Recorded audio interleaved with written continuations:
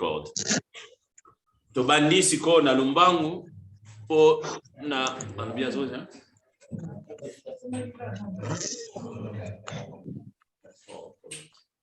Ok, tobandi siko mbala moko na makambo etali vision politique ya Congo Support. Na ninge omwe biso nyonso tozala vraiment attentif na dossier oyo. Depuis 2016, Congo Support a changé qui vision politique na biso. Tozala ki déterminé à kokota siko pe na makambo ya tolongwa ki na ko dénoncer kaka po liboso musala biso ezala ko dénoncer bande komemba o bozo kende ko samba mikolo fo boye ba keloko wana.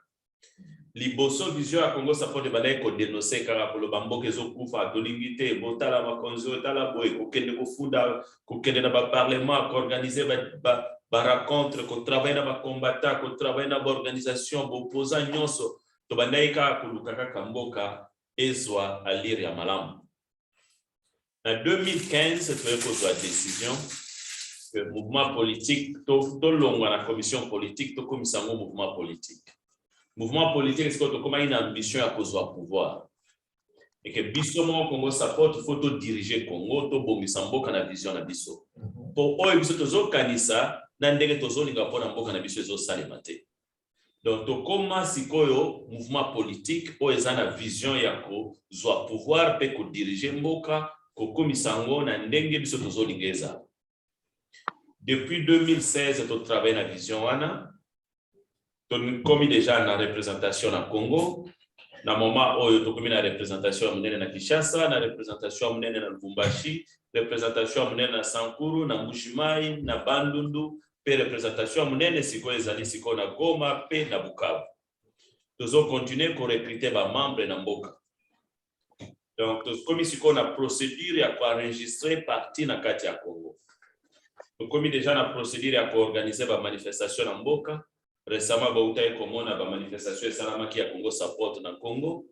Oye salamaki que to bandaye ko condamner ba procédure électorale, to bandaye ko condamner absence ya légalité ya régime. Nous wana Congo Support azo participer na yango tilelo. Et tozana représentation munene na mboka sikoyo eza vraiment trop actif. Mikolo utaye ko kolekawa tozana ki consulter na ba parti mususu pour ba travailler na biso déjà. Ba bandi ko sentir que non Congo Support a comme zwa place na kati ya makambo mboka. Tozana ki consulter na lamuka ba dinga ki soki loko toko travailler ensemble. Donc, il faut déjà tout le monde se préparer. Qu'est-ce que nous pouvons faire Congo Support? Vision na biso pour la dit. Bébé que l'élection est en 2023, malgré les années on va pour parler, budget est une problématique. Qu'est-ce que Congo Support peut faire pour les Congolais? Peuple na biso azosé. Donc, na kosenga na mutunyo so a raisonné, na likanisi oyo biso toko sala pona mboka. Et c'est tellement capital dans le lot, réunion de l'eau yango. Oyo bayeba ki Congo Support malamute, tozali déjà mouvement politique. Très bientôt, tozala parti politique officiel installé dans Congo pour na kozwa pouvoir. Pour toper sa vision na biso na mboka. Objectif principal ya pouvoir, il y a parti politique ezali ya kozwa pouvoir. Et voilà, ils ont l'objectif numéro 1, un M numéro 1. Objectif, na biso ezali dengni to kozwa pouvoir. Moyena d'élection. Vous avez mouvement politique ici. Vous avez commission. Après commission de commis mouvement politique en 2015. Et to commis mouvement politique, c'est que to commis la préparative il y a cause à la ordre tout ça enregistré dans Congo comme parti politique. Voilà. Déjà tout de suite au vote à modi. Nous savons on a des autres salles dans ce qu'on alors, si quoi tozo kende na Lumbangu boyeba que parti politique il faut besoin pouvoir.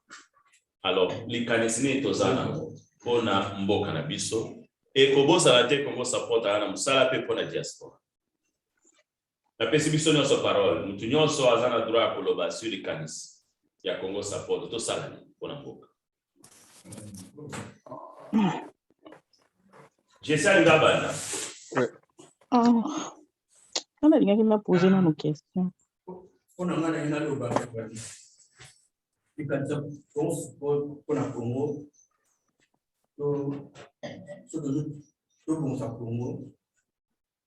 Congo, ils ont appelé la droite, ils ont appelé la droite en haut.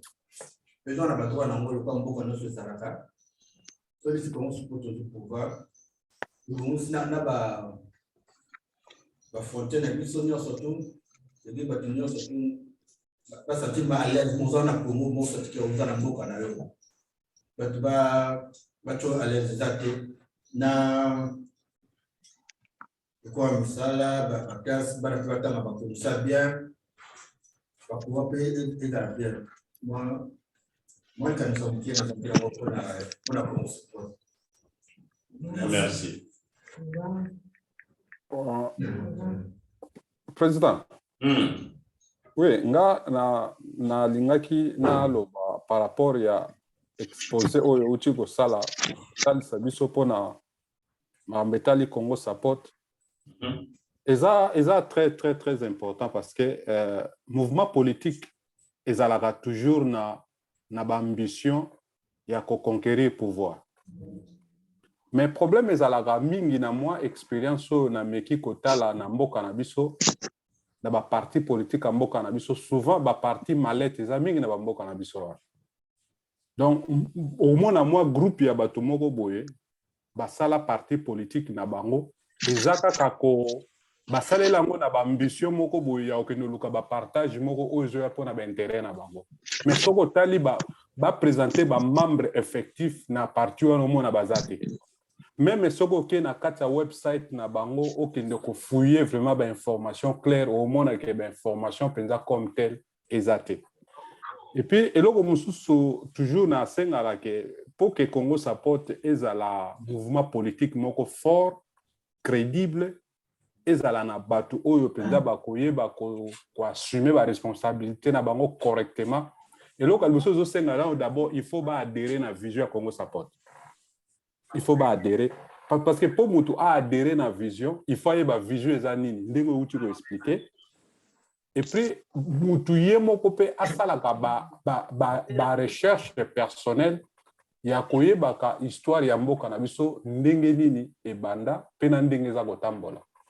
Et ça très important parce que ceux qui s'engagent na politique oyebi le passé à histoire ya mboka na biso te oza na ba difficulté belé yango zo mona ba erreur eza ko se répéter parce que politique na mboka na biso est comme un moyen facile ya batu koluka moyen de vivre. Or que normalement mission ya parti politique ezalaka pona ko servir population na bango. C'est-à-dire na mboka na biso ce n'est pas le cas. Et puis so potale pe bien souvent na ba parti politique ba mboka na biso dès que ba komi na pouvoir bazalaka na difficulté à ozala na ba cadre. Pourquoi bazalaka na difficulté na parce que bazalaka na temps wana ya ko former ba cadre na bango te. Ndenge tomonaka na ba parti ya bamboka oyo tovandi bazalaka déjà na gouvernement mobimba déjà eza bien préparé oyo ke leader na bango aza na confiance ya moko na moko abike oyo soki na tie na place oyo ayebi ba situation nyonso ya ba difficulté oza tout autour ya ba problème aza na ba capacité wana ya komema solution. Mais souvent bamboka na biso ezalaka moi passe prévenir que bandeko ya diaspora oyo bakendeki ko rejoindre Félix na pouvoir. Ozomona ba scandale bande kwande bazo sala te. Parce que na mitu na bango bakendaki na sens ya ko aider mboka te. Bango bakende pona wende ko se servir. Et puis deux baza pe préparer te. Et trois pe baza même la même vision te. C'est de muto bozo kabola na vision te. Yo soko pesi poste. Est-ce que muto wana penza akopesa yo service ndenge yo zo la réponse est non.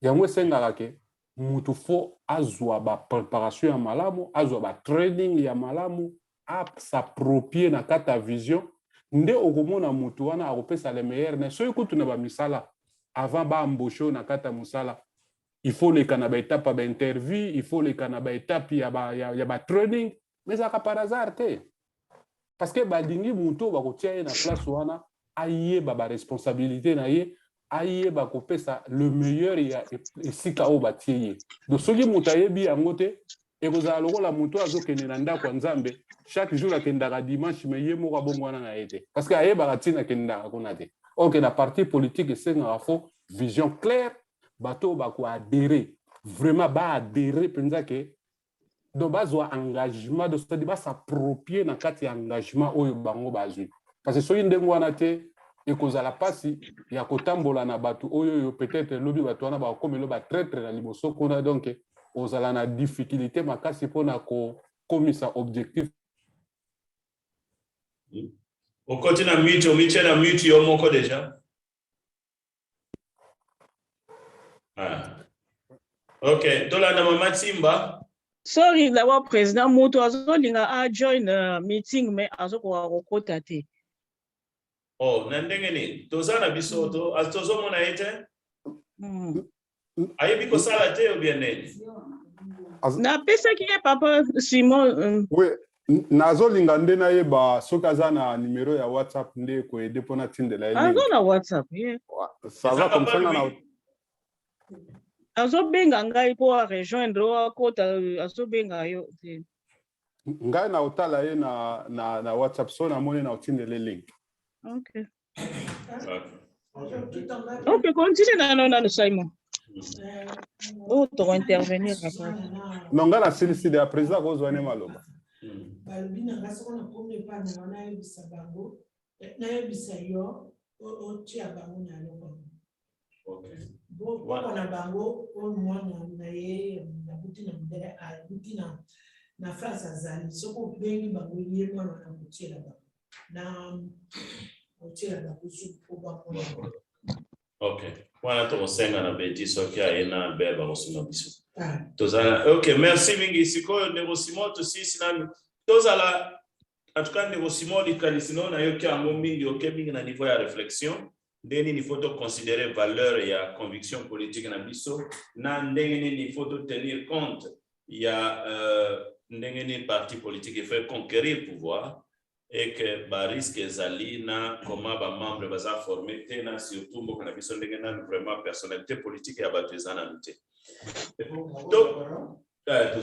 Tozo kana siko négociation soko silisi tozo linga tuboza la bref pour tout ce toloba tozo linga toyebete Congo support tozana ba élection zo ya na Congo na 2023 Congo support tozana ba membre ya wana poto Congo support tozo linga to sala nini pona mboka na biso na lingi to pesa vision na biso to ko sala nini est-ce que to tala makambo ango kaka na miso est-ce que to participer to ki to participer pona nini attaque ki na ndenge nini il faut to bimisa vision na biso siko politique na circonstance otozana boye ba ete Congo support ezali na leadership vision na biso ezali te mutu moko ndala mukina tongo MC batu ndenge toza boye to okena ba élection ndenge toza boye to okena ba élection te ndenge toza boye photo longola Tshisekedi ndenge toza boye photo tika Tshisekedi te biso za bongo te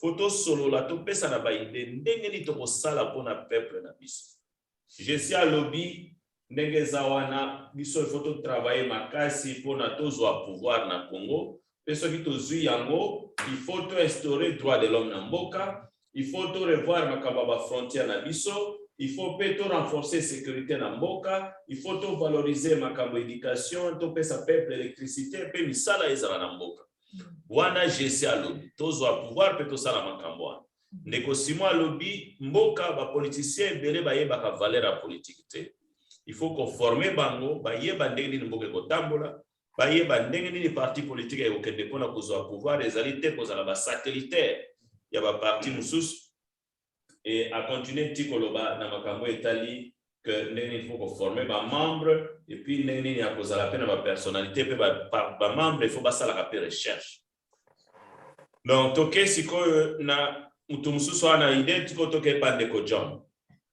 Merci président. La parole. C'est moi. Les autres états dans mingi ya kolobate. Pour avoir un programme mingi, les autres singani, il faut qu'il y ait quatre partis politiques parce que pour ça, pour la décision, il y a mabe na malamu esengaka liboso biso moko tozala positionner na biso eza nano ndenge nini d'abord namonaki eloko moko olobaki awa olobeke osolobaki na net mwa ide moko ya kosalite ezali ide ya malamu basengai biso très bien me ngai nalingi naloba boye tana mona nekoki te parce que bango moko mpe na kati kuna no mutu boye ezali mais nasepeli kozala na bango parce que bazali na baide oyo biso mpe toza na yango. Ça c'est un. Deux, ezali na problème na biso ya kokota kuna na kati tozokota na kombo nini. C'est ça les deux. Ou tokota parti politique moko ezala indépendant. Tozala indépendant toyebake ndenge nini toza kokotela na kati ya situation politique. Pour avoir biso to banda siko kopesa posa ya eloko biso tolingi. Voilà biso tolingi pour la peuple. Biso so tolingi la peuple alingi pour azala à l'aise. D'abord les amis nini, les amis social.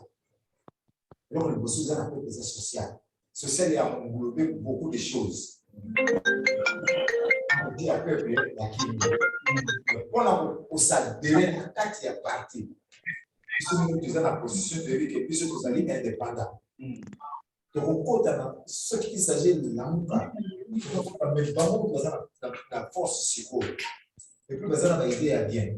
Total nano parce que je sais la moi et l'autre mongeza za na kati surtout quand tu bala moko. Dans ce muta ko uza comme la muka na tikali na ngo asa crève.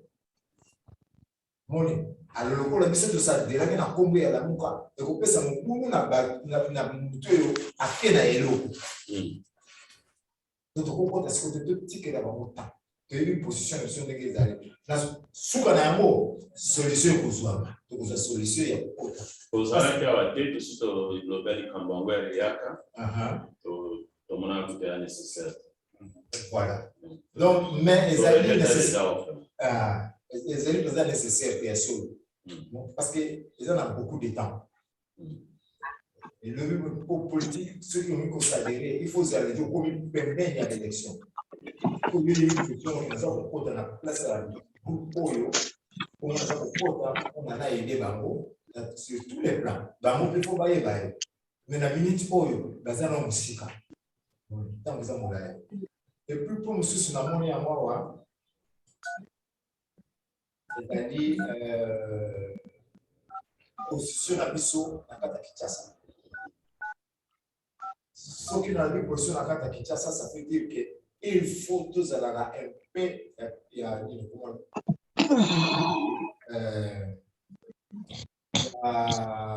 un membre sous donc petit à petit, nous avons fait ce comme président de la République. Nous avons répondre de s'installer. Parce que c'est la première fois que nous avons au côté politique sur le Congo et la Bissau. Congo et la Bissau. Alors, le Congo a la carte à poto déjà pas la poto parce que baza on a déjà ça ba bénéficier de la poto, ba bénéficier de la poto le Congo ba aventurier, ba illettré. Alors, Congo supporte a beaucoup de choses, beaucoup d'idées. Il y a beaucoup ça peut à ça. Parce que Congo supporte aux années la carte ya immigration il y a et là, les avantages parce que beaucoup de pays na diaspora de banda bazana idée on a te bango idée na bango zali kaka ke usala des ordres de kuna bozongi saboye pona bango pe bazoka ka moyen ba kokota na kati ya libération wana donc biso tozana idée te ke critique kozala mon critique kozala pona peuple a une position pe ya biso. Parce que critique les autres arrêtés peuple pas on dit ma biso te. Alors biso ce que tu vois au côté de la kuna na sens mon OK oyo je sais que moi attends ndeko. Toza batumo ebele. Le toza na makambo oyo ezotala politique. Congo diaspora azali na biso siko na kati ya Congo. Parce que na ntango wana soki obandi kosenga yo mpe fo banda kopatisa mingi na Kinshasa. Il faut faire attention pour qu'on a bazali lumbe poser aux réunions. Donc il y a la temps on a on va causer la Kinshasa tout le comment groupe on a boyé à la gêne on va ça va que va maintenant déjà pour lancer problème il y a Congo support.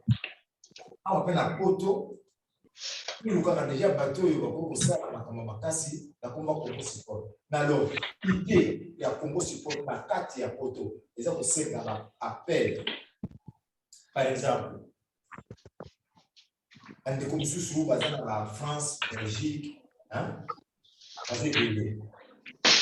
s'il y a un problème vous avez un problème il appareil on a mushkulu siko pa ina batini la yo link au cliquer na appareil oyo le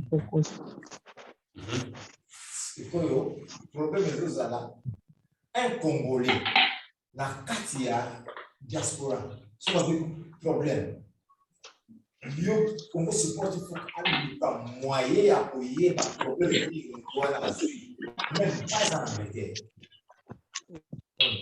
on les a avantage et les pas bien il faut aller comparer avec nous on a ce problème nous la katia à beaucoup de parce que Congo support ayebi comment ayebi makambo et belé qui sont un problème pour y aller brusquement la katia mboka Congo support. Donc moi idée dans les choses à la ce problème des banda aux enseignements. Merci. Donc aux enseignements il y a on a tout imaginé pour ça la peine de pouvoir. Merci. Tu vas prendre. Ndeko tozana biso na sengi vraiment tozala mo bref pour mutu nyonso apesa likanisi na ye. Tokende sikoyo soki na bandi kosenga oboni mutu na osala oboye seke mwangonga no ekoki. Ko biso nyonso toloba ta ezana ta na biso telelo. OK. Tokena Maman Angèle. Merci beaucoup, Président. Merci, Maman. Oyebi, yo, aux amis, l'espoir politique. Oyebi te, Bazoyo kayote, Maman. oyebi te, nani, Premier ministre, même.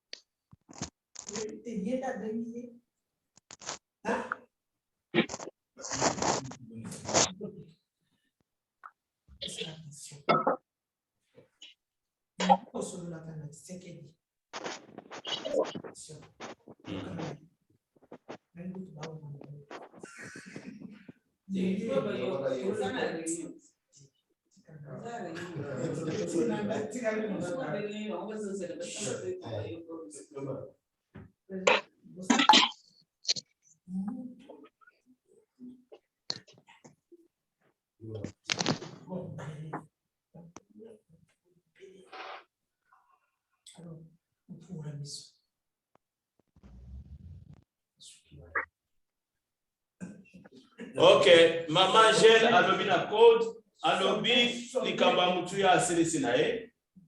Alobi sibiso alobi toyeba ete Matata Ponyo azali sikoyo na États-Unis. Tokanisa na likambo wana. Oui. Makaniseko ya simu. OK. Tokei sikoyo na Mama Marie-Jeanne? Mama Marie-Jeanne alobi ane longo te. Ndeko na ngai toya mingi pona Congo support. Tozala panikete na Matata Ponyo, Tshisekedi Bakabila. Biso ni tokosala pona peuple na biso. Ni tokosala pona mboka na biso. Na lingi to raisonner awa. Est-ce que vous êtes d'accord na vision politique? Est-ce que vous êtes d'accord eloko nino lingi to sala? Donc, qu'est-ce que vous avez comme ça? Oui, Maman Pauline. Ndenge tozali kobunda Congo Support azali kobunda pour na changement aza kolinga changement na mboka donc Congo Support azotelemela atelemela liberté d'expression atelemela droit de l'homme pe peuple aza na nzala lokola peuple aza na nzala agriculture kota la pêche na élevage nayebi te soki eza ide ya malamu po peuple aza na nzala soki peuple aza na libumu vide moya sala eloko eza te depuis kotala pe ndenge ya kokende ndenge ya ye kozwa ba soins médicaux. Merci beaucoup maman. Donc Yolandi Maman Pauline alobi Congo Support a travaillé makasi pour na kosunga peuple na biso ko instaurer liberté d'expression. Puis ko sala a été kozwa peuple Congo Support azwa charge ya kozwa peuple na biso peuple a souffrir mingi. Donc ici ko pe na makamba santé na agriculture. Ndeko mususu ana parole? Ngai Pezanga na loba to na baka muke pona to zo il sata po bande ko bele fale pe ba chape mo pilipili. Mouvement politique eza mabete eza bien. Mais il faut toza na vision. Faut na vision autre zo ko na mouvement politique. Po soto landi kombo ya mouvement na biso o ya groupe na biso eza Congo Support. Support solo abi Congo eza pays support po mingi ya bien support te support eza nini il faut ko ba support eza nini support eza ko support muto yo net bato baza faible o aza na ngote faut ko support ye po to cha main dans la main to tombola mboka ekende liboso ole mboka ezinda support mona net na ke mimi na obeta na sete mimi na mo support eza nini support ezali ezelo ko mwa mutuya ezelo ko mwa mutu support il faut qu'on support oyo aza faible yo mtozana mwa knowledge support oyo aza faible po otombola epe mboka ekende likolo po soki to tue yo zana ngo o aza faible to bakisi ba mayele sika moko to kokende toujours liboso po soki toza komi sa support te to bande zindaka na libulu vraiment on a zaki na ngoya oloba kokota na polio na mouvement politique eza mabete eza bien eza très bien mais faut toza na vision faut tozo kota faut ba ke toza na vision ya biso eza nini to kota na mouvement politique po to sala nini na soto zu pouvoir c'est ça quoi on a la ngana bakisaka yango. Merci. Merci mingi. To sisi batuna internet mtumwa oloba batuna online. Président, ngala lingaki na loba na bakisa mwa eloko moko na kati wana tango tozolinga tolobela mouvement ya Congo Support ezwa forme ya mouvement politique et kosenga pe tozwa nwangonga pe ya ko discuter mwa muke soki eza possible pona Kombo parce que Kombo eza na impact makasi na mouvement politique. Exactly. Eza na impact makasi. Po mutu déjà tango déjà yé moko azoyoka déjà Kombo ndenge zo sonner déjà. Zo sonner, c'est ça. Kombo ya mouvement politique. Peut-être que supposition cause à la tango mususu Congolese Support Group peut-être qu'on a développement. Mais donc il faut la soki kotika la na Kombo ya Congo peut-être Congolese Support, mais il faut y en a Kombo moko groupe wana peut-être que il faut elata forme mususu c'est ça. Soit elata forme ya développement ou soit il faut elata il faut to créer lango changement. Donc pour mutu déjà tant azoyo ka groupe donc il y a ça ko se limiter ka peut-être ça ya groupe mais ce il faut groupe wana donc terme ya groupe wana il faut longwa ezwa connotation mususu que connotation na tango parce que Congo support eza penda problème te groupe nde il faut combo ya groupe il faut donc changer yango na connotation penza oyo ko bala na penza na oyo ezopesa penza sens politique. Peut-être moi moke na lingaki na bakisa pona mambetali kombo. Mais ekosenga vraiment le temps ya ko discuter yango ya koyeba ndenge nini ba proposition ba pour parler pona kozwa ba compromis moko oyo kozala bien pe ekondimama na bato nyonso. Merci beaucoup, Ndeko Simon. Ok. Tumususu ana parole à Koloba. Ok, merci. Président, na koti na retard na yebite question na yebite makambo na koti na retard. Ok, ma Bernadette Tolobi boye. Lelo toye pona makambo etali vision ya Congo Support comme parti politique ou mouvement politique tozaka nango déjà. Vision na yo pona biso to sala nini pona mboka ou bien pona biso awa. Vision nini ozolinga Congo Support ezala nango. En tout cas, faut soutenir vraiment le peuple congolais. Faut soutenir bango surtout biso batoza libanda ya mboka vraiment. Faut soutenir bango président makambo les na Congo vraiment. Soko tali yango eza mawa mingi na kolela yango to lela ka na Congo. Faut soutenir peuple congolais. Makambo eza ya ebele vraiment nan to bandité. To makambo ebele pona ko soutenir peuple congolais eza pasi pe mawa. Santé médiocre, kolia pasi, mai pasi, électricité pasi, nyoso pasi kaka. Toko banana wapi, toko susa na wapi. Donc Congo ezokende mabe, ça ne va pas au Congo. Ça ne va pas vraiment, président. Hein? Ils ont mawa pe pasi mingi pona Congo vraiment. Mawa mingi. Hein? Merci. Kanisinanga yangwana vraiment. Merci maman Bernadette. Ok. Président, la commune a c'est donc. Kasi na kasi. Et le Colanga dans la commune a c'est makasi awa ezali pour la peuple congolais nyonso za la diaspora. Parce que le peuple congolais dans la diaspora mingi baza souffrir baza na aide ya moto ni na ko aider bango na tango ya passe. Vraiment. Passe pour na zaraté mais passe ndenge baza pour refouler bango tantôt pour beta bango wa kangi za innocent donc la police a maltraité. Wana na kati Europe ndenge baza usala surtout biso ba Congolais. Alors pour la cause de la dynamique et donc on a insisté par là il faut que ça la kana courage yo za la kana yango il y a ma information il faut za kana ba suspect ba cause la libanda pas uzwa na bambo msusu de ce pas un problème si vous avez un problème pour la Congolais on va dire pour la intervention égalité Dieu le pour vous allez béton parce que la paix va béton en combat.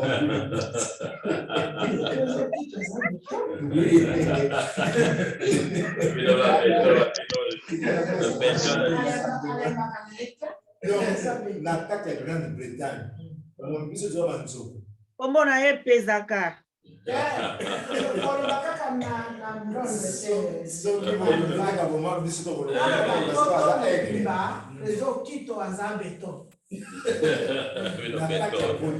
Parce que oh ya pesa lingana pe ba yoki même pays mususu ba bongi mais Grande-Bretagne ceux qui ba yoki ya mo gouvernement ya Grande-Bretagne que président intel ya ba congolais ali a ba télévision directement ba ko ya ba yi za ka OK. Donc faut bunda makasi na kati ya Europe parce que na kati ya Europe ndio yamona pasi ngongo ifandi. Donc ba aide na kati ya Europe l'intervention na yo aide kaka ya mbongo te. Donc l'intervention na kati ya Europe et ko benda publicité ba ko benda ka ba belé à partir de Congo. Merci. Voilà. Ouais, puis la série pour s'impliquer mais ça n'a mingi ya ko ba ngote na kambi ya politique. Na ba saka ko pona ko bele pona action on va violer ba bazo violer ba jeune fille comme ma bamuna ba myotuka bakena yo na destination inconnue bakeko sala lo mabe ba mususu bazo kanga bamuna ba ndako bazozwa bango biloko ya nzoto bazo donc makambo eza mabe na kati ya mboka na biso mpona koenleve bato yango wana nazali kolinga kolobela yango mpo esalaka ngai mpasi makasi lokola mama moboti yango wana yango bana bato babebisi bana bato. Merci beaucoup. Maman Timba toyoki yote, maman Hortense toyoki yote, papa Louis toyoki yote. Papa tozo si sali Cambodge. Maman Timba. Oui, nali koloba. Ouais. Pona nini olingi koko Congo support elingi kokoma lokola parti politique. Les deux, la question n'a posée. Et puis, on voit que depuis 2016, le groupe Congo Support a changé. Article la chose pour dénoncer ma BA Yamboka. Oui, ceci connaît par exemple, les gars n'a pas région de ce Congo Support Chico. Donc, objectif il y a Congo Support dès le départ, ils allaient qui n'est c'est qu'on n'y est indiqué que bah longo na to changer vision politique na biso. Okay. Et puis pour la partie politique kaka ndenge frère Simon alobi na frère wana mususu il faut ba préparatif ezala il faut qu'on former batu wana bakozala na mouvement politique bakende ko taper na mouvement politique wana ce n'est pas n'importe qui na ba idée nini o ndenge ngala talaka politique ya Congo soki par exemple olobi ke to komi mouvement boy bazana ba idée na bango balandelaka ke toye na mouvement na biso yango président na biso yango ba membre bango nyonso bango mais eloko biso to lingi ba idée générale na bango ba ye na bango net ba mo ezobunga na anglais na français donc objectif na bu ya l'air wala tango comme mouvement eza nini yango na merci. Merci. Non répondre. Papa Louis. Oui, Monsieur le Président. Bonjour, Monsieur le Président. Ah, Papa Chibanga. Bote, Papa Chibanga. Ça fait longtemps. Comment va maman? Ah, et ça va, Monsieur le Président. Si je m'excuse de m'avoir absenté un peu, enfin, un laps de temps. Alors, je sais que il y avait, c'est suite à quelques circonstances indépendantes de ma volonté. Ouais. Alors, je m'en excuse. Mais aujourd'hui, je suis là. Je sais notre parti politique. Et je sais quand on fait un parti politique, c'est pour conquérir, n'est-ce pas, le pouvoir.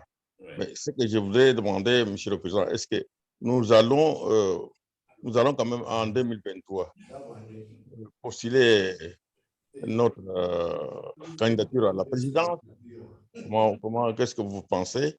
Et puis, est-ce que nous ne pouvons pas avoir nos députés en 2023, nos députés qui proviennent, n'est-ce pas, de comment c'est pour vous? Papa, tu m'as un instant, parce que là, il y a une petite interruption. Il y a des gens qui ne vous ont pas connus avant. Papa, pardon? Manga Azali, premier conseiller à la présidence. C'est Azab Papa Nabiso, Azab Congolais 100%. Sauf Azoloba français, parce qu'Azal langue mon pas à la courant. Azali Congolais, bateau, il y a des gens, Monaki Ote, Baïbiona Lute. Bateau, Baïbiote, Bazotu Nabalobi, Aïbiligalate. Ah bon, comme ça, Nazora Lingada. Oui, merci. Bon, Nazora Lingada. Mais Lingara Ngai, Sokon Tam Susubu, Yogi Kamachu, Betemkuna. Ole Kikaka. Ata Chulu et Betam Ole Kikaka. Ouais, Moussou Nakuta Nakashina Tolo Baningada. Organiser continue Chiluba sans savoir que Nazona Chiluba. Amen. Amen. Donc, traduire, Papa Chimanga. Exemple, on a biso. Ok. Biso, parti politique, ils allaient pas conquérir pas le pouvoir. Alors, il y a un monsieur le Président, est-ce que en 2023, nous allons considérer quand même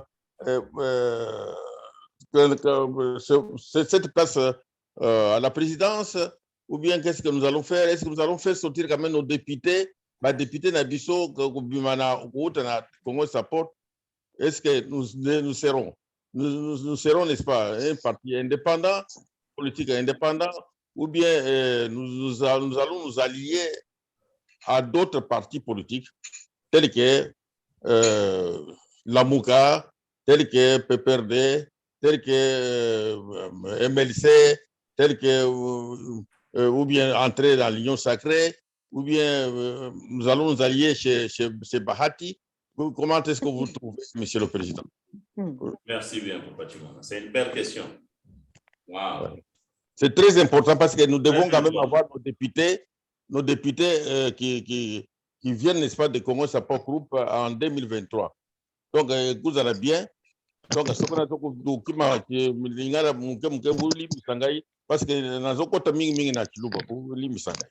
non, le Bilingala très bien. On vous a très bien écouté, Papa Chimanga. Ah. Vous avez très bien parlé. Merci beaucoup en tout cas. Maman, tant Suzanne a dit qu'on va au Loba.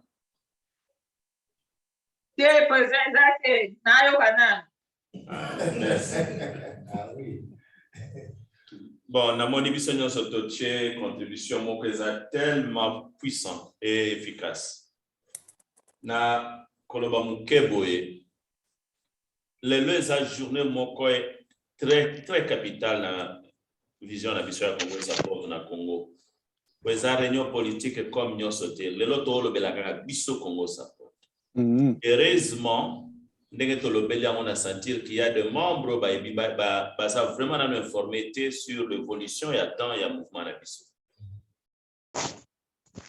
C'est là qu'il y a une belé à des préoccupations.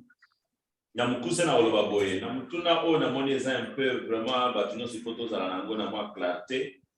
Mama simba tuni pona nini Congo Support et koma na mouvement politique. Mama simba tozalaka liboso ko dénoncer. Tozalaka liboso kaka organisation moko ya diaspora et bandaki ko dénoncer kaka mabezo le kanamboka. Depuis 2012, herbe élection en 2011 et Salamaki, tout le monde qui était aussi porté qui en 2016. Nous sommes travaillé à la élection et Salamana en 2006 liboso. Grâce na biso à Poto, Congo Support na bande comme ça diaspora. N'était réussi ça été élection Salamana 2006 na Congo. Banglais ba deboka mbongo belé pour élection Salam. Na posa na biso za papa Tshisekedi azala candidat. Toye ko se retrouver dans situation moins difficile. Tony Blair a yambi biso nazalaki na délégation to négocier mbongo pesami pour élection Salamana 2006. Brusquement toye ko tala papa Tshisekedi a ché candidature. To koma ki vraiment devant situation difficile. Ndeko Jean-Pierre Mbemba a proposé candidature. On a voyé na ko dévoiler bino secret politique moko lelo. Et ça là qui clair que wana na mesa et bandeko le kate sur bato bazaki na tendance ya bamoubutiste. Jean-Pierre Mbemba bazaki mal vu na niveau international, surtout présentation ba belge ba pesaye a na Royaume-Uni. Nazalaka na conférence wana rayaka bayambaye. Erreur munene pe ya salaki eraye awa ayami biso ba congolais na bureau moko na hotel azalaki na Hilton moko azalaki na ngo côté ya Houston. Erreur moko asalaki ezaki nini na réception wana ayaki na ba garde corps na ayaki pe na avion personnel. Lokola azalaki pe chef de guerre azalaki ko banga, on comprend. Abandi ko fuyer ba congolais ba pesa ebot. Et salamaki na meso ya ba channel 4 ba chaîne ebelele. Basalaki reportage wana balobi tala mutoyo alingaza la présent en Congo et créaki vraiment instabilité politique makasi. On ne pouvait rien faire. Tout le monde soutenir hier, mais en tout cas à niveau international, monaki que d'abord c'était un barbare, quelqu'un qui ne sait pas respecter les gens, parce que en Angleterre, comme pas premier ministre, au fin de mois tenu basala pas Jean-Pierre Mbemba. C'est vraiment qu'on dénigre le peuple. Babando longola batuna ba sentir batu mususu kutuna bana basi bakufie basaki na bango e bamusu bakota na bango na toilette il faut ba teke mo ba checker mo bimba c'était vraiment une brutalité au sentir que c'était un chef d'armée à Badek Oukouana Momote. Et on a eu la malchance à Kozouana, leader local Jean-Pierre Mbemba à l'époque, parce que Papa Tshisekedi au bisoto satandaki azalakite. Et loko mona oye bisayo bangle batuna biso na mesa na 2006.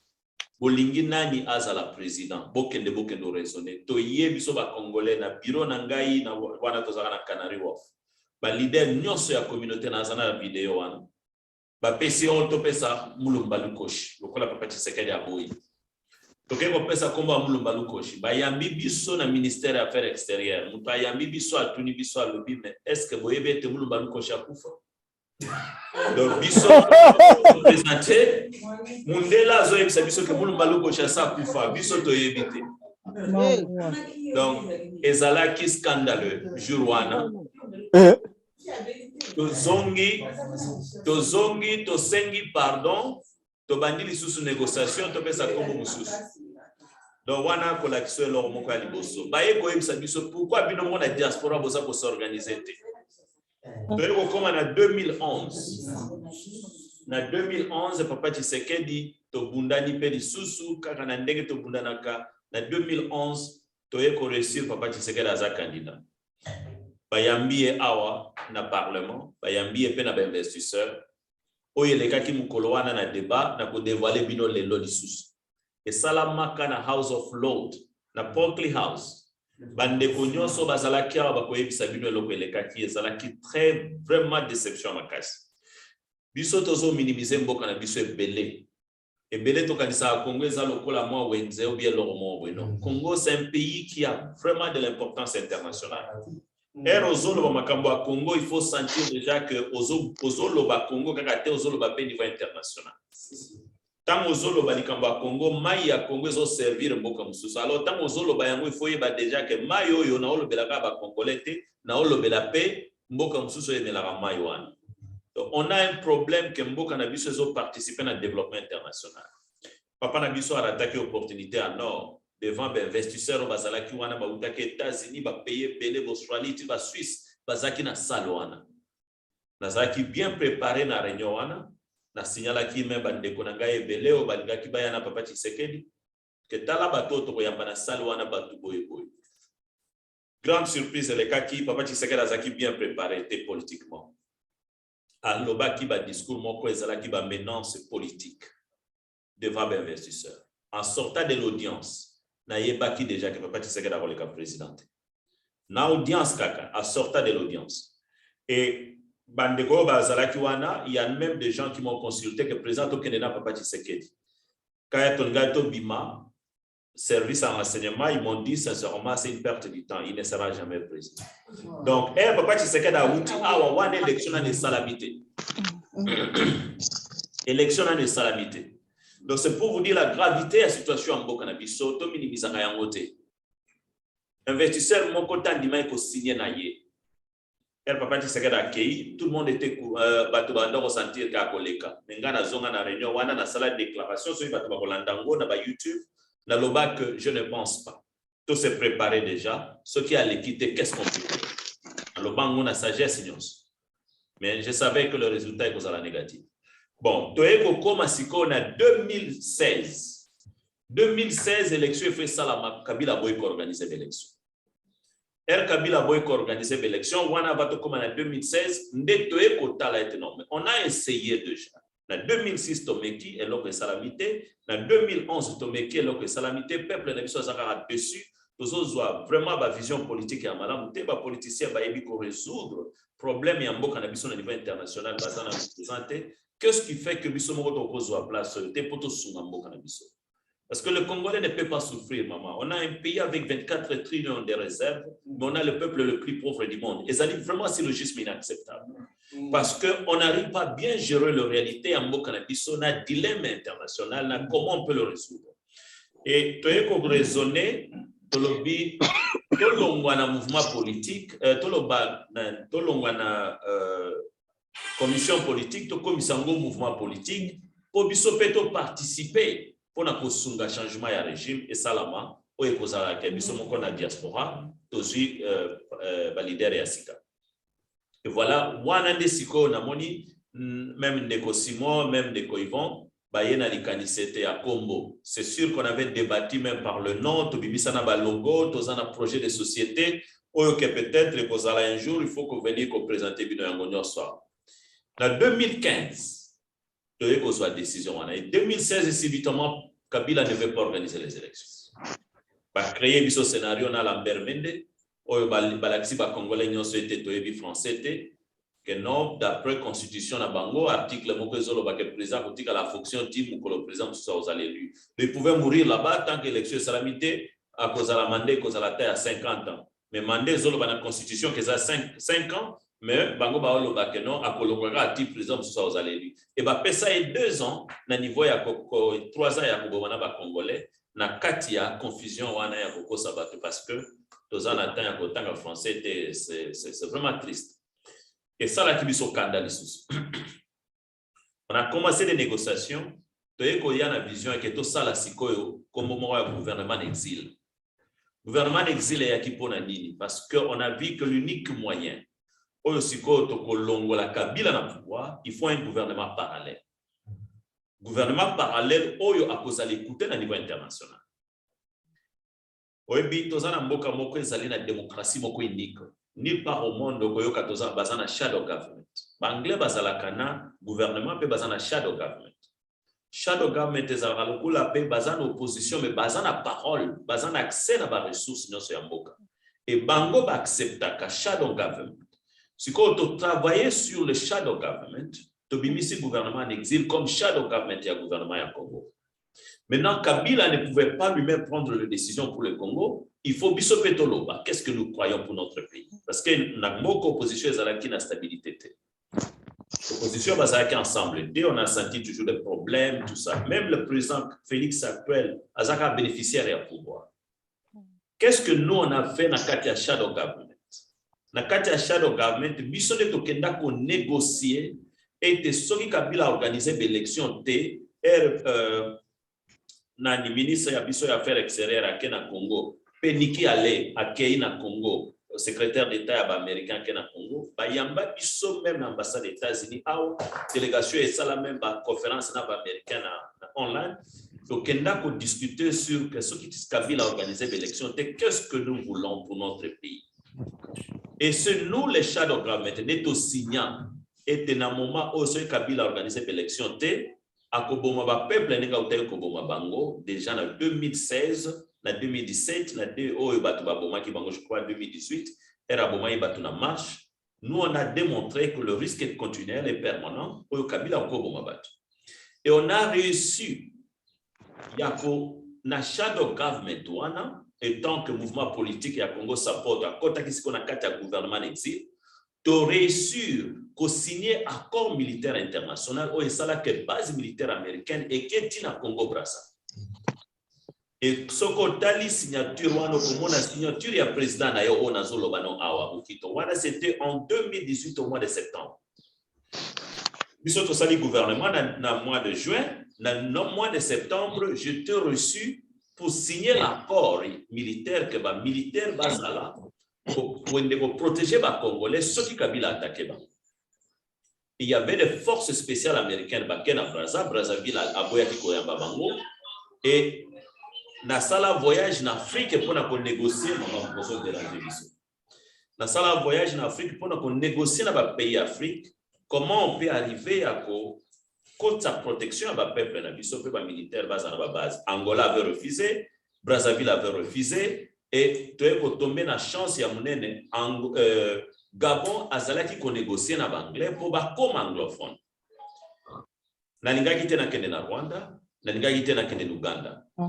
Alors moi mon souci c'était tozwa soit Brazzaville, soit Cameroun, soit Gabon, soit Angola. Et na monique na kena Angola ba yambinga malamute, na kena Nigeria pour parler zalaki. Et tu es grâce à Mounene. Na ndenge nini banglais bazalaki siko foreign secretary banglais ayekolo banabiso alobino tozana Gabon azolinga comme anglophone. Est-ce que beaucoup négocier na Gabon? Na Gabon c'était juste un téléphone simple. Ba base militaire wana ikomaki na Gabon. Et Yango Moni Kabila Zalaki averti que ceux qui allaient 6 mois de janvier à organiser l'élection, force pour protéger les Congolais et nous allons organiser déjà pour préparer le peuple dans le soulèvement populaire. Et dans le soulèvement populaire, on s'attendait que ce qui est Salami Kabila va au Kangaye et nous allons avoir un gouvernement pour préparer l'élection de la transition. On a négocié avec toute la diaspora pour nous préparer déjà le gouvernement de la transition. Et même le président Félix était au courant de ça. Kabila Bangi Siko, n'a pas organisé l'élection. Le président Félix n'est que bénéficiaire de résultats. Et par rapport à Nekomama, Batumusuku to bozana ngoti na rapport ya bangundo, batu bazana ngo komona ba commande banglais ba publier ba bilo pepele. Ba garder newspaper ba lobango. Et c'est ce qui a fait que les lots to comment la vision de la vision politique pour notre monde jusqu'à présent, il n'y a pas vraiment la volonté de notre peuple mbokezana en sécurité totale, droit de l'homme égalité pour le belayango, toujours vivre un pays développement égalité sans c'était toujours mon vision mon côté sur place. Il faut changer via le peuple congolais, on n'a que des tâtonnements politiques, et c'est ce qui fait que les lots de comico raisonner, qu'est-ce que nous pouvons faire?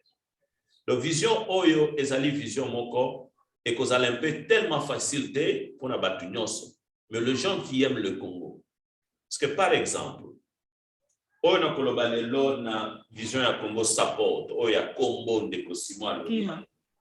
Vision à Congo support, on a Congo ana, même de Koivan à Lobiango.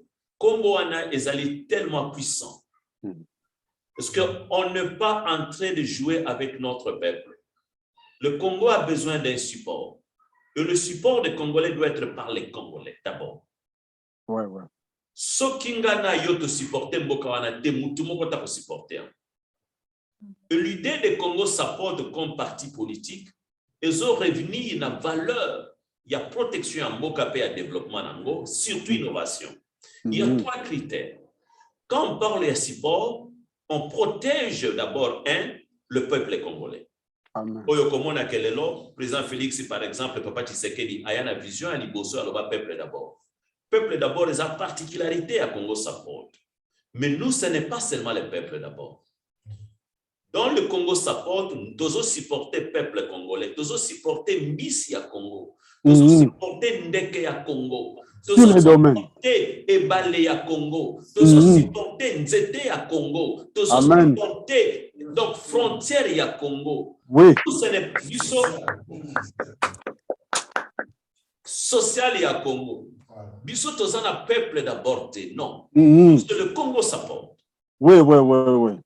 C'est très fort. C'est pas la différence. Donc, ezali vision mo keza l'extension à ma casse.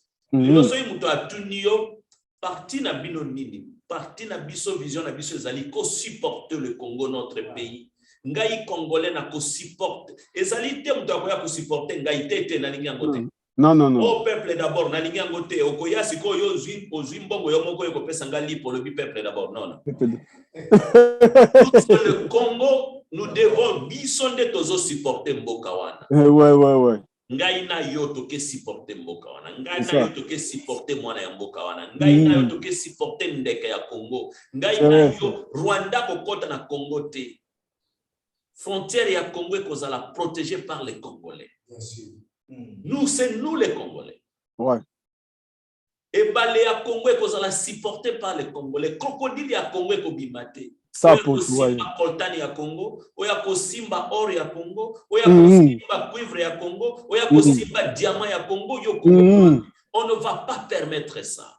Praise the Lord. C'est ce qui manque chez nous. Yango vision à Congo support. Vision wana tomo nango eloko ya mutuya pour notre peuple, notre pays et tout ce qui lui appartient. C'est le Congo support. Tout comprendre vision oyo. Le Congo support. Ezoyana innovation, ezoyana développement, ezoyana changement, ezoyana stabilité, ezoyana sécurité, ezoyana social, ezoyana agriculture, ezoyana technologie, ezoyana éducation, ezoyana santé. Tout c'est dans le Congo support. Ouais. Yangona, au bêti ma c'était au miati vertical président. Yangona. Donc c'est ça, vous avez que l'ikanisi yangwana. Que c'est un homme qui parle, un dirigeant. Au décortiquant nos sikoyo, pas d'une pocket, pas d'un pocket on est président. Voilà. Donc yango si au mona batu musu ba kosakana na biso te. Oh ayeso ki wapi. Kanisa que il y a même des criminels. Les gens comme Tata Ponyo qui ont volé l'argent du pays à Zongi, très puissant, les gars comme le président. Il faut les gens qui supportent le Congo pour dire à ces gens-là yoté. Yoté. Sauf qu'il est l'homme congolais qui supporte son pays. Azope Satan na yepo na mboka na azo futa pako na yepo na mboka na akoye bisana matata Ponyo yongo sakana na mboko. Tu crois que c'est toi? Le Congolais, nous tous, nous devons supporter notre pays. Donc permettre de nous obattre. Le Congo Support va valoriser notre peuple. Le Congo Support va valoriser notre pays. Parce que Yom Tozana Likaniswana et Latio et Bikengai, les Lona Zaliawa, Mutakoya Kundela Mboko Yote, c'est moi. Naza Congolais, je dois supporter mon pays. Voilà la vision où le Congo Support Azana. Et Papa lui a lobby, qu'est-ce qu'on va faire en 2023? Le John. Papa n'a vu ce Papa Chimanga, le premier conseiller d'abord dans CPL Kozoaï, ça fait vraiment longtemps. Papa Chimanga lobby, le John a recevait la peine à point de vue. Papa Chimanga lobby, qu'est-ce qu'on va faire en 2023? La première des choses en 2023, c'est sûr que le Congo s'apporte au commun à Gêne et Belé Namboka. Baza peu ambitieux. Il faut te refonder, te raisonner. Toza ko raisonner pour balingi bango pe ba postuler ba kuma ba député ba sala nyonso kuna na mboka. Toza vraiment na ba jeune ebele na Congo na Kinshasa. Ebele. D'ailleurs, na assemblée générale bokomo na banko zo ba carte à peu près 300 cartes qui. Tokoza na bango live, tokotia na kati ya salle ya assemblée générale, tokotia TV o bango kuna na Congo bakozala tokotala bango. Ndenge ba wapesa na ba carte kuna biso pe na Londres tokozana bango tokozala pe na bao ya Lubumbashi bango bazana na problème ya TV zate pour bazwa place ya internet mais ce qui bazui donc tokozala na Lubumbashi na Kinshasa tokomona bango ndenge ba banzo sala na biso ensemble na mokolo ya assemblée générale.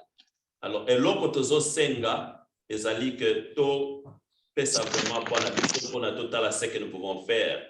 Est-ce qu'on va leur permettre de poser ma candidature dans la organisation, ce qui nous affiche officiellement?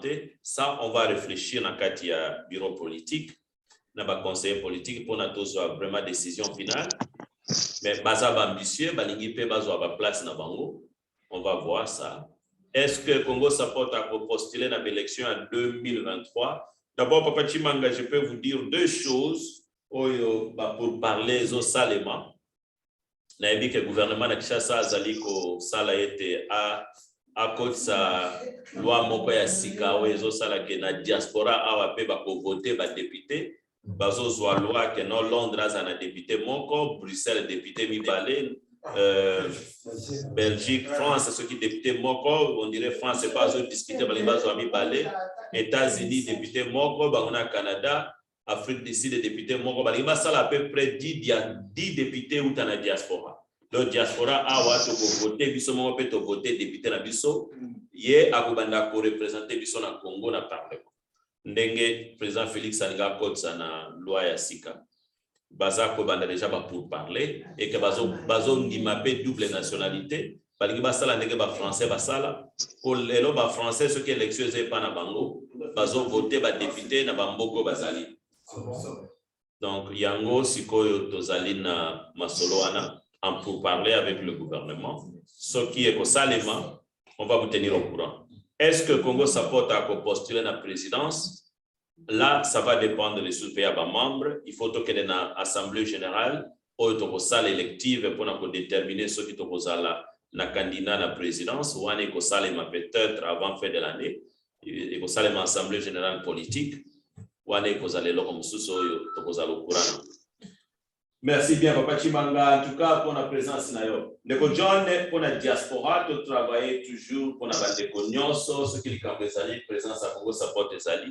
Merci, Naïbi, que Congo Support Zana va représentation presque partout. Oui, Monsieur le Président. S'il vous plaît, Monsieur le Président. Oui, Papa Chimanga. Vous avez oublié, au Bossani, est-ce que nous serons indépendants ou bien nous sommes alliés à parti politique à Songolo, bien à PPRD, bien à Palou, bien à Bon, voilà, cette réponse est claire. Là, nous te pas Papa Fayoulou. Ou bien est-ce que nous serons indépendants? Voilà une autre question. Parce que nous avons l'ambition que en 2023, les députés, il y a l'Union sacrée, il y a Congo Support, tout le député dans Congo Support. Oui. Bon, ça c'est un. Et puis, Monsieur le Président, venez de dire encore une chose. Si quelqu'un le vinde que, député, pour ça la mandengani ni pana tout ce député moko awan et uta en Angleterre. Bon, ce qui déjà va voter en parlement parce que Zali proposition à président Félix. Oui. Nanu ba leki sango na parlement dès que les parlement je crois semaine prochaine. Les autres bazo débattre nanu. Parce que d'abord, moi, je n'étais pas content avec la répartition. Je n'étais pas content. Quand ils m'ont consulté, je leur ai dit franchement, ce qui Belgique a causé 2 députés, Londres et Angleterre, ils vont 2 députés. Parce que France, c'est quoi, 2 députés, Bissot et Photos, 2 députés. Comment Bissot député Moko, États-Unis, Canada, député Moko, Afrique du Sud, Afrique du Sud, Nani Soki, Zimbabwe, Soki na Malawi, Soki na pays Moko, na baza Soki 6, baza député Moko. Donc, Nigeria, baza Soki na Ghana, Soki na Nini, tout ça, Tina Kenya, Bangounion, so député Moko. Donc, c'est sûr qu'en Afrique, vous avez peut-être 2 députés, Afrique Mobimba. Mais Europe, vous avez peut-être 5 députés. États-Unis, baza Soki na député Moko. Donc, c'est un peu injuste parmi les critères au Basaliko Sala. Je n'ai pas trouvé la stabilité dans cela. Mais c'est l'idée du président de la République. Il faut que le Parlement vote. Donc, et ce qui est cause à la voter, je crois que Bisson en Congo s'apporte, tu vas faire étudier, ceux qui sont membres de Bisson Moko, Bisson tu vas de propagande. Voilà. C'est ça. Donc, mais ceux qui doivent tenir compte, ceux qui doivent supporter l'initiative. Monsieur na Congo Support. Pardon, papa? Oui. Ce qui est cause à la voter, donc, Bisson na Congo Support, tu as validé, na Bisson pour tout supporter Bango. Ok. Donc, vous êtes allié à un parti politique Moko Songolo na Congo ou bien comment vous trouvez? Non, pas encore. Pas encore. On n'a pas pris cette décision jusqu'à présent. Ok. Toza na parti Morote, Toza allié na Bango. On est jusque-là. Toza Bisso Mokonan. Indépendant. On est indépendant jusque-là. Toza na conserver tout à l'animant maison. Ouais. Okay, nous sommes avec le peuple. Oui. Oui, c'est ça. Bon, et Papa Chimanga, peut-être pour la clarté, Toza na allié na Bisso na Londres, Toza allié ya Labour Party. Donc, on a bande qu'il faut boyer bayango. Ceux qui peut-être vous allez à l'est, il faut boyer bakango déjà. Toza la ka allié politique ya Labour Party. Donc, on a allié na Bisso déjà, Toza la. Pardon, Monsieur le Président, allié ici pardon. En Angleterre, dans Royaume-Uni. Ok. Tozalaka allié ya Labour Party na ibinde ko Simon bango kuna na Scotland bango baza Scottish Party. Biso tozalaka allié ya Labour Party. Là c'est très important. C'est très important. Toza pesanga papier wana mnene wana na la sabano peut-être rebele ba yeba kate o wana ya. To signer des alliances na biso na Labour Party o yango yawa et salama déjà officiellement so ba rebele ba yeba kate. Et Salama officiellement, et Salama na David Milban, ayaka to signa mikando mona ba congolais nyoso ba signa awa. Donc tozalaka lié na Labour Party. So mutu ayebaka te ozomona Congolese member of the Labour. Tozala déjà lié Congo support bandaka. Ok. Officiel na Labour Party, tozalaka déjà parti reconnu officiellement. Ok. Donc tozala na alliance na biso politique déjà. Donc ceux qui na Congo nan tozala alliance te. Ceux qui sali kozala officiel de moi. Ok, merci président. Ouais. Merci. Bon, wana moi clarté na mouvement politique, nazo senga to motiver bandeko na biso ba rejoindre mouvement oyo. To raisonner ndenge to sana 2023 na yoki mutu moko ta pesi likanisa en dehors question ya papa Chimanga.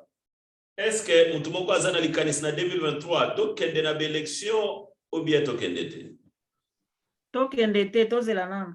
To zala. OK. To kende te mutu mususu ana likanisa. Président nanu para nini? Président. Oui, papa Chimanga. Président. Assemblée générale, tout voter président na biso tout tinde yake de bon chiko tout zelandengani. On voter to borani ke to kyo ngulu te. Bon avant. Il faut se préparer.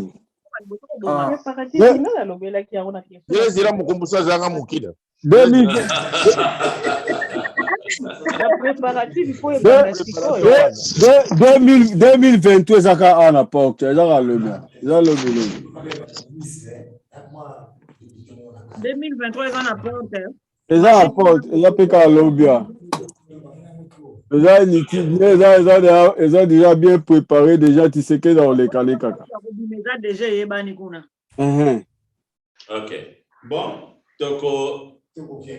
Tokotala, bande konoso tozoata ya ko raisonner tozana réunion politique mkomsusu avant 2023 tozana ba réunion atamisa tu ya politique o tokoya lisusu papa Chimanga lobi zela mukomboso azanga mukila donc to raisonner bwana mukolo mutalobi tozali le je crois le 21 le 21 donc le 28 tozana réunion immigration. Le 4, tozana réunion à Bamama. Le 11, tozana réunion éducation intégration. Et puis le 18, tozana mariage. Il y a Ndekonabiso Betty.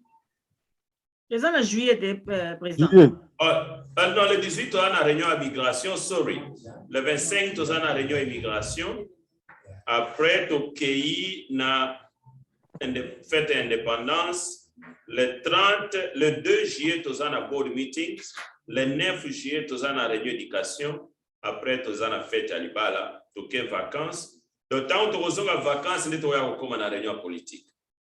Tu as moins de temps, pas tu as une réunion politique. Vacances, tu as une juillet, le 17 juillet après Libala Bête.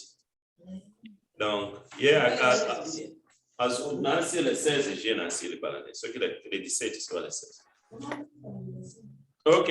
Tozo kende sikoyo na deuxième point à l'ordre du jour na biso. Tozo lisusu réunion politique mais na assemblée générale tozo le bela mukesi l'assemblée générale.